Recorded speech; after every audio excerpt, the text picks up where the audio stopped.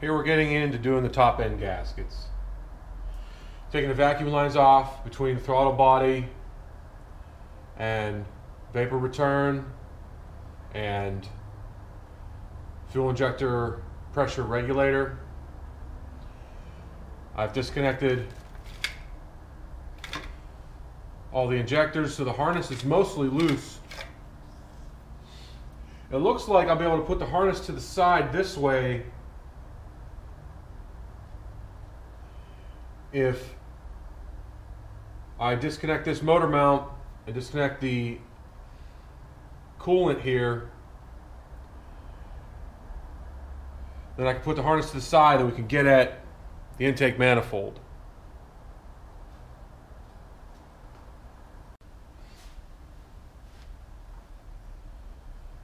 I have the coolant hose taken off, and I have the old thermostat. And as I go here, I'm just comparing it to the new thermostat. They're both 44 millimeter. They're both marked 195 degrees. So I think we're good on this. I got the right part. We're trying to get the throttle body off here. This throttle body support bracket has to come off so the throttle body can come off this way. The only way I've found to do that is to take the exhaust manifold cross off. So to do that, I have a deep 6-point socket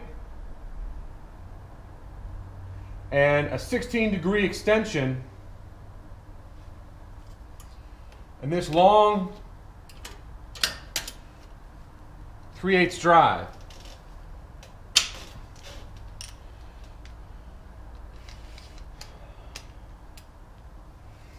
The 16-degree extension allows me to tilt the deep socket so I could get the angle, so I could get the exhaust loose.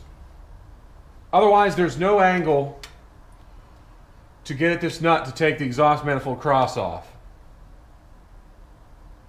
For the top nut, I'm going to go at it something like this.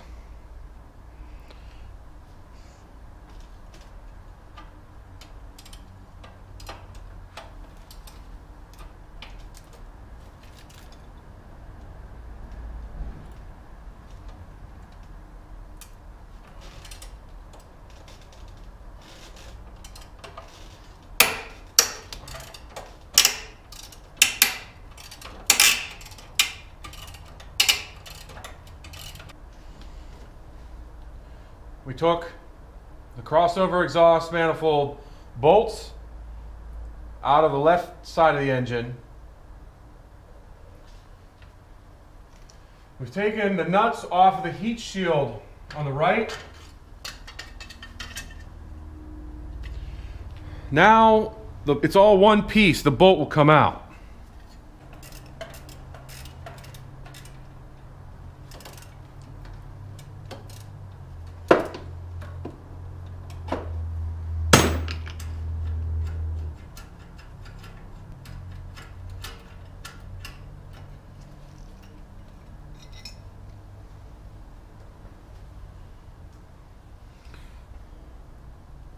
This is what that bolt looks like.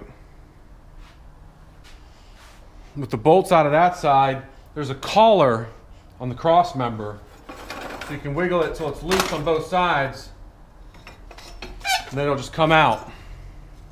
So now we can get at that bracket. There's just this one 8mm bolt holding this bracket on. You don't even need to take it out all the way.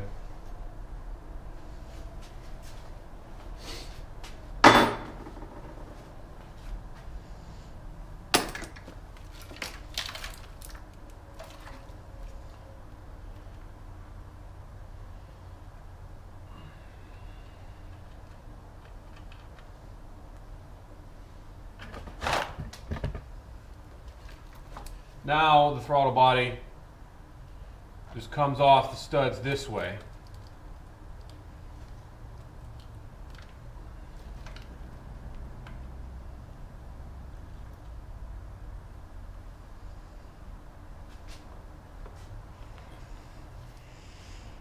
A lot of buildup in there.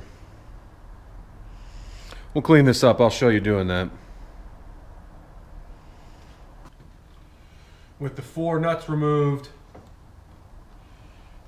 we can take the entire fuel injector rail off at once. You just pull, make sure you pull both sides out of the injector rail, and then you can just set it aside.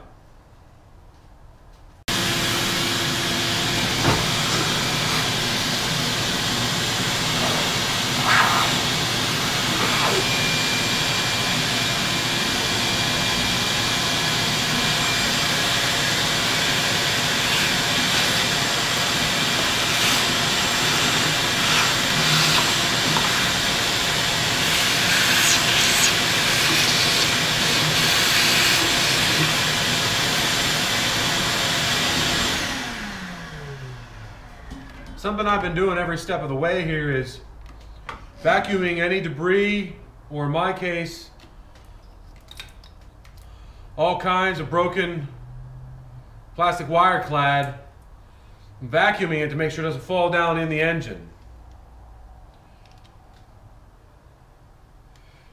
It's worth it just to clean as we're going to make sure that doesn't happen.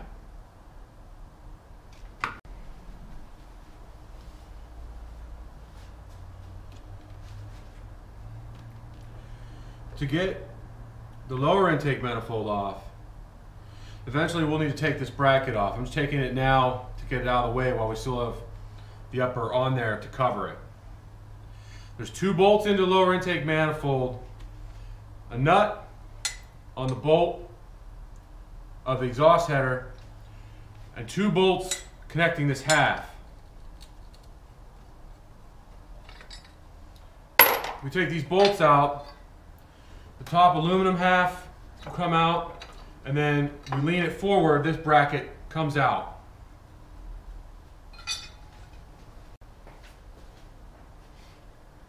I'm going to take the alternator off. So I removed the coolant reservoir so it's easier to get to the belt tensioner, so I can take the belt off.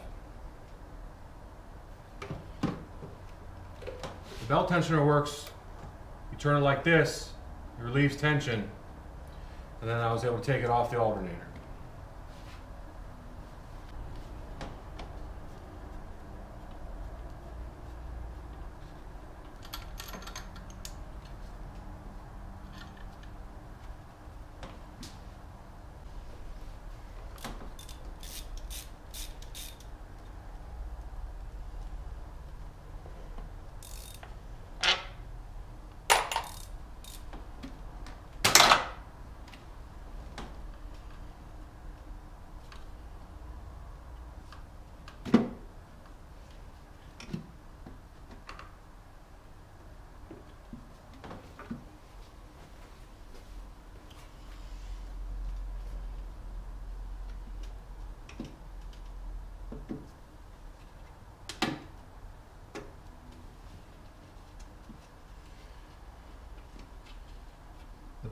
There's plastic clips on the intake manifold gasket that hold it to the manifold. So when you're taking this off, if you're not sure if it's going to stick, you can disconnect them.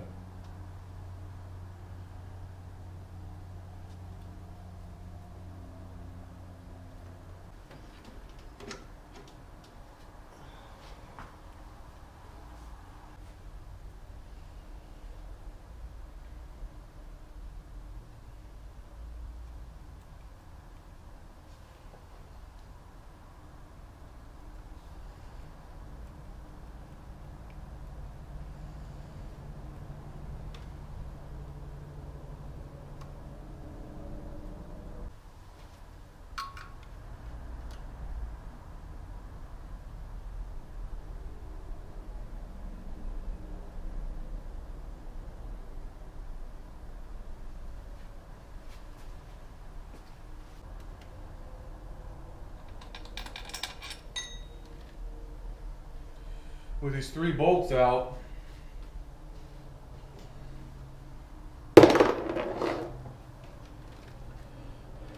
the tensioner bracket, which has the heater bypass tubes in it, will come free. The way that works is it has to come away this way because there are the two elbows that go into it this way. It needs to come away this way first. So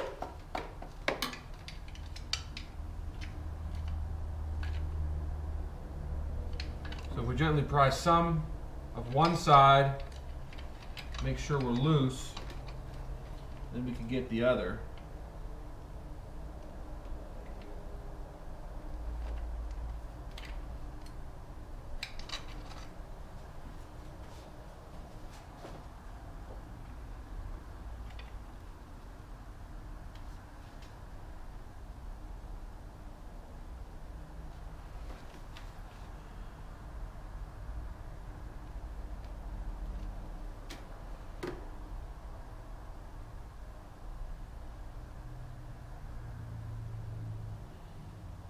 Almost there. I should be almost free of the there's a rubber gasket that's on the elbow.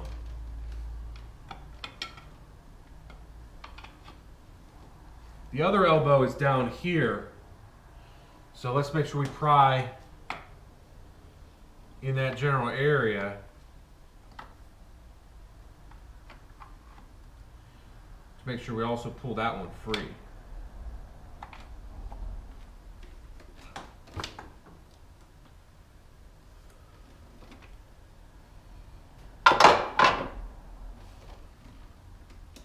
Okay, these are the two elbows. OEM, these are plastic. We're going to make sure that we replace these with aluminum so they don't just crush from heating up and cooling down all the time.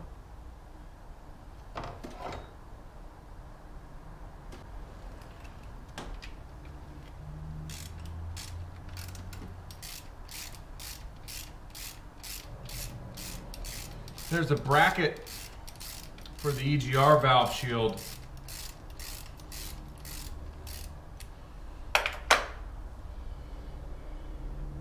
Part of it mounts to the intake manifold. Part of it mounts to the block. So let's get it out of the way.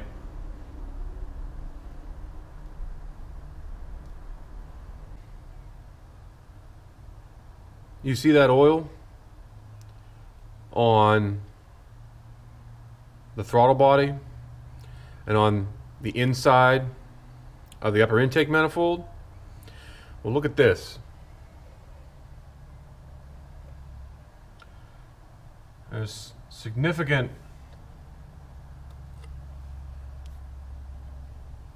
oil all on the intake manifold plane.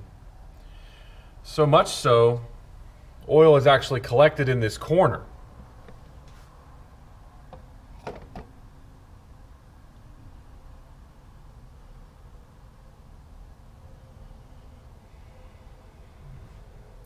So I think the lower intake manifold gaskets are pretty messed up.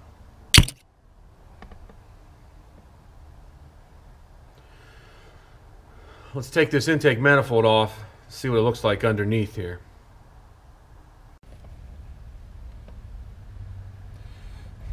I'm working on loosening the intake manifold. Before I even try to move it though, see this oil laying here and oil laying back here? I think that the lower intake manifold gasket is leaking oil, or the right valve cover is. Okay, I have the 12 bolts taken out that hold the intake manifold, the lower intake manifold, to the block. I got the big pools of oil sopped up, and I made sure to disconnect the EGR tube.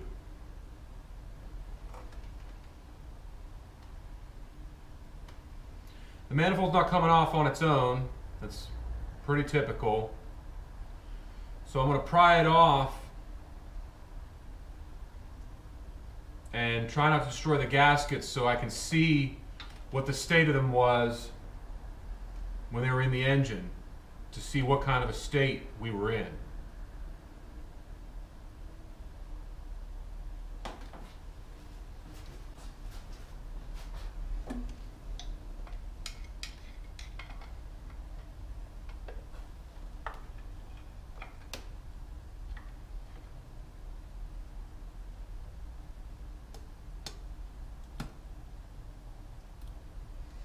I'm trying to only apply enough pressure to get this to separate.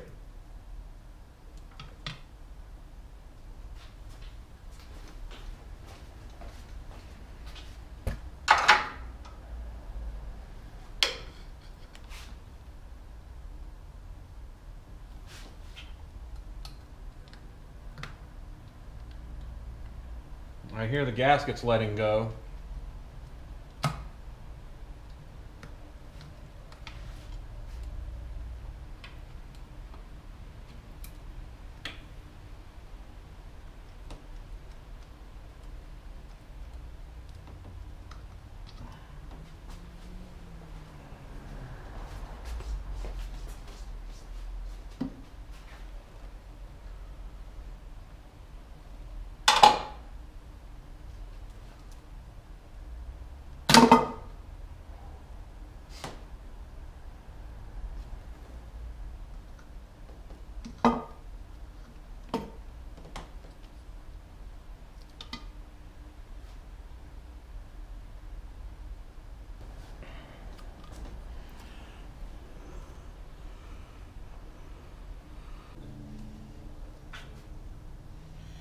The left engine side gasket came off with the manifold.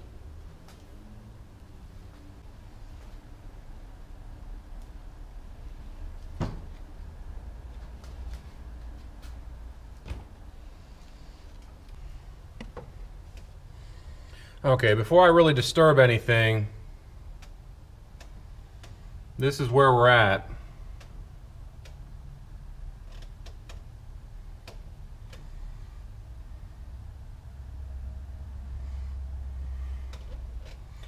Now this buildup is because in this manifold, this is not an exchange, this is deleted.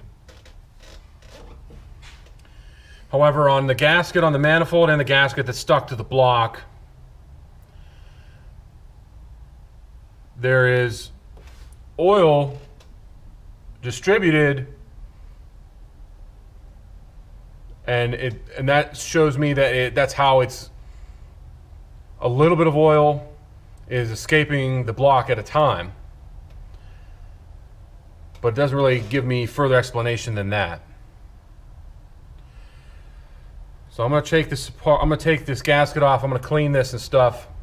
See if I find any further evidence of where the leak may be, or just these second design gaskets that I got may just take care of it and seal it. That's what I'm hoping, because I'm trying to prevent any head gasket work.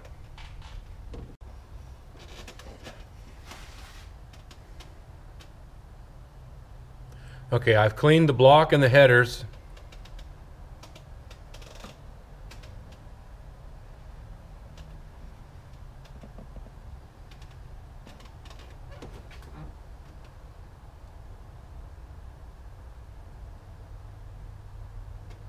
Let's get the intake manifold cleaned up and we can put it back on.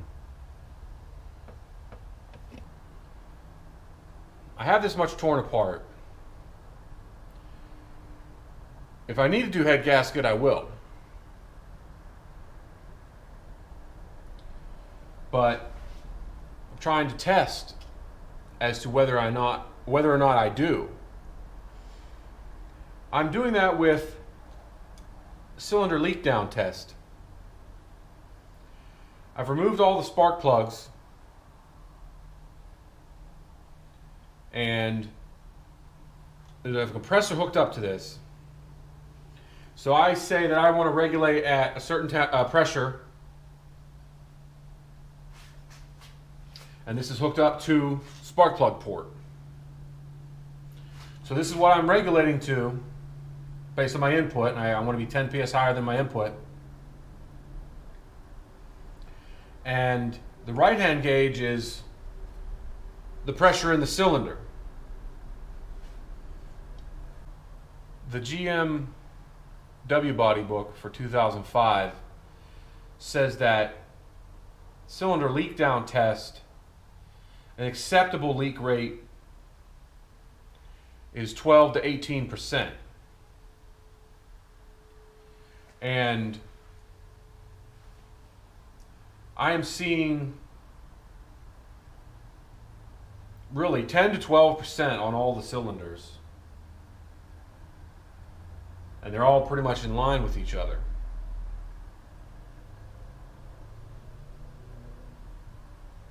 So for that reason, I think that I don't need to pursue head gasket.